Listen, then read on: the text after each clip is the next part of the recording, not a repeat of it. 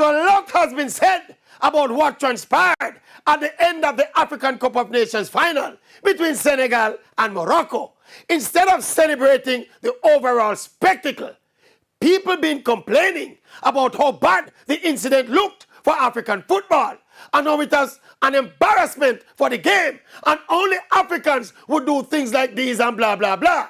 But again, comparing that incident at the AFCON final to some of the riots, the hooliganism, the deadly stampedes that happen routinely in Europe, how is a team peacefully walking off the field and with good reason, and of course walking back onto the field to continue the game and to win the game and to win the title? Admittedly, it's different.